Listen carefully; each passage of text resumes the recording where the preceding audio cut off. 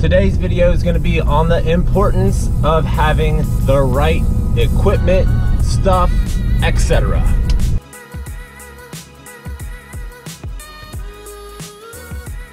What is happening? It's Ryan with a GoPro and a Volvo, and who could believe it? The GoPro is actually working today. But I just left the gym, got a text message, my computer's in the shop. They've had it for a week, and that is what prompted this video. So I have been without my desktop computer, and if you didn't know, I'm an internet guy these days. Absolutely crushing the internet, loving what I'm doing, helping all kinds of people out. But I have a really nice computer, right? I have two monitors on either side, so one on each side, so I have 3 screens. I'm just super efficient. The computer was bogging down there towards the end. That's why it went to the shop. Apparently the hard drive crapped out. Yeah, that's really irrelevant. But the point is, what this whole situation made me realize is how important it is to have the right equipment, because it's just like you running your lawn care business. As far as I can tell, a lot of the people that watch these videos are just getting their business going. So I'm kind of tailoring the content towards, you know, solo operators, 1 crew, maybe 2 crews going out, stuff like that, stuff that's relevant information to you to help you improve your business, because that is what I would like to see. I just like to see more people that are really putting the time and effort in to make more money. But it's not going to happen. You have to do the right things. You have to have the right equipment. So let's take a look at how I got my business going. Maybe you can relate. I started with the push mower, right? So it was a John Deere. It had little caster wheels on the front. It was like a 22-inch cut. I mean, it's a pretty standard push mower. The fact that it had the casters and all this stuff actually just made it heavier and harder to operate, in my opinion. I would have rather had just like a little whatever snapper push behind mower that, you know, $100, get it, whatever, a Yardman, and just be able to pick it up, move it real nice and easy. This thing was heavy, bulky for a push mower. Is ridiculous. So I ended up getting a belt drive walk behind mower, which my parents bought me as a Christmas gift back in 2008, 2009, somewhere in there. So I stepped up to a walk behind 36-inch from a push mower. That improved my productivity immensely. And then my next step was about a year later, maybe not even a year later, I realized I have to get a Hydro 52, right? Like, if looking back, my hindsight would have been get a Hydro 48-inch, and I could fit in so many more gates. But I got the 52-inch turf tracer walk behind by Exmark, right?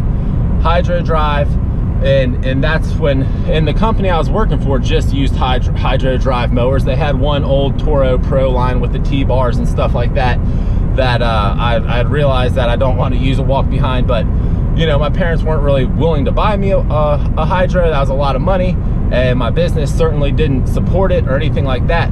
But the point is if you're planning on being successful, you need to start making business moves and business decisions, and moving your money around and positioning your money and investing it in equipment if you're ever going to get there. So obviously, if you're mowing grass, the lawn mower is number 1. I remember I used all my parents' lawn care equipment. So I had that John Deere push mower. I had a curve shaft Homelite weed eater, which crapped out on me. I think it was like my first or second job, literally. I had to go and get a new weed eater, and I went and I got a Troy-Bilt curve shaft weed eater because I didn't know any better. And literally, I never got that thing to run. I got paid for a couple jobs. I was waiting on some money, and I went and I bought a steel weed eater and never used the Troy-Bilt. The way I am, I don't return stuff. I try to fix it, and it just turned out to be a waste of 120 bucks or whatever. It was worth nothing, even if it ran, in my opinion. But, you know, I went and I paid $280, 300 bucks, whatever trimmers were from Steel back in the day, and I'm like, wow, this is so much better. And I was using a plug-in electric Craftsman handheld blower. I specifically remember upgrading to a handheld, I forget the brand, it was yellow, it was gas, but I got it for 20 bucks off of Craigslist, and that thing worked for a couple days and then stopped working. I ended up getting it working again. I found out it had some loose bolts or screws around the air filter, and just too much air was getting in. So once I like thread locked them in and kept that sealed shut and they didn't rattle out, I got that running, but it was still worthless because it was a handheld, no name blower. It was not getting the job done, right? So by the time I got my mower, my trimmer, and my blower in order, I was able to increase productivity, no lie, 200, 300%, like no questions asked.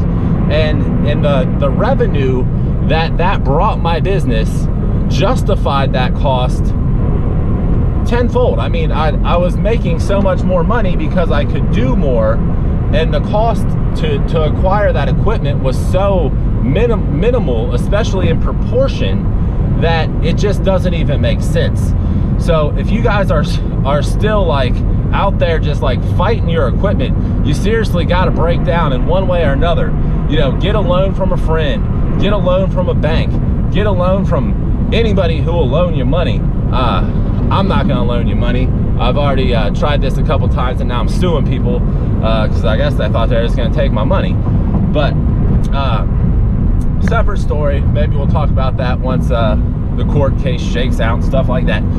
But so you got all this, and then the other thing is you have equipment that you need to get your equipment right. Well, you need to get the right people in places, and guess what?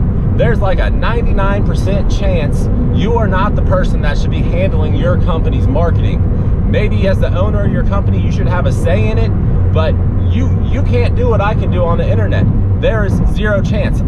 After everything I've been doing recently, I don't think there's very many people in the world that quite have the understanding that I do of how websites rank and how Google's algorithm works. I've invested years and years of my life and thousands of dollars of testing and trying different tools and all this kind of stuff to do this. So if you don't think the internet generates leads, you're wrong. You need to contact us, or if you don't like us or don't want to use us for whatever reason, contact somebody else that knows what they're doing, because the last thing, the last problem a lawn care company should have is lack of leads, lack of business. Like the problem you should have, or unfortunately are going to have, is employees, because nobody wants to work anymore. Everyone feels entitled, or you know, I'm not working for less than $15 an hour or whatever. And it's like, well, your value to the workforce is $9 an hour. I don't care what the cost of living is anymore. You have not positioned, you have not done what it takes to, you know, what was needed to be done. You haven't learned valuable skills. You cannot provide value to expect to earn $15 an hour in compensation. I mean, this is how it works. So that's it. I just thought it was a lesson worth sharing, that once I thought about kind of the situation, I mean, the first couple days of not having my computer, I was freaking out, and eventually I just broke down and started to work on the laptop, which I couldn't hook up my monitors for some reason. They wouldn't display. You know, it was painstaking. It was much slower than if I would have had all my monitors and all my files on my main computer. But I did a little workaround, and I got 2 websites done this past week on the laptop, and I kept the business moving forward, and you know, moving to a point where I'm not the person doing the websites anymore. So we're rapidly growing and scaling our company, and I'm training people and hiring people, and I have independent contractors, and I'm delegating work, and that's how my business is going to be able to grow and produce the kind of revenue and help the amount of people that I want to help. But with any business I run, I make sure everything is done to my spec, and everything's on the up and up, and whoever decides to do business with us gets more value in return than they pay us. And then the final note I want to say about this subject is regarding your website, with everything I have learned, especially recently now that I've been just dove headfirst into it, is if you really want your website to perform, it's going to take a minimum of $150 a month of SEO type work. And I would really lean towards, you know, maybe $250, $300 to $500. If you just want to book out your schedule, you can pay Lawn-Crack or Optimize $500 a month, and we will get you more leads than your company can handle. Like, I'm very confident in that. That's a $6,000 a year marketing budget, and I honestly believe we can produce $100,000 to $250,000 in work, leads calling into your company, and it's your job to close them. We can't close the leads for you. So if you're dropping the ball and you're not doing the work and stuff like that,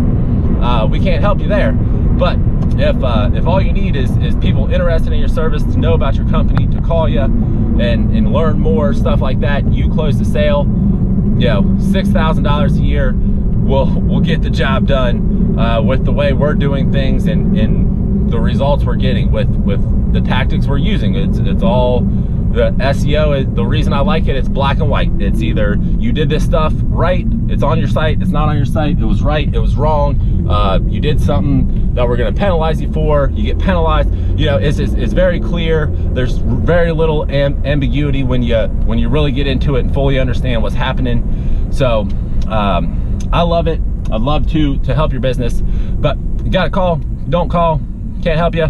And we got a lot of money just coming in from online sales, because that's the beauty about being good at the internet.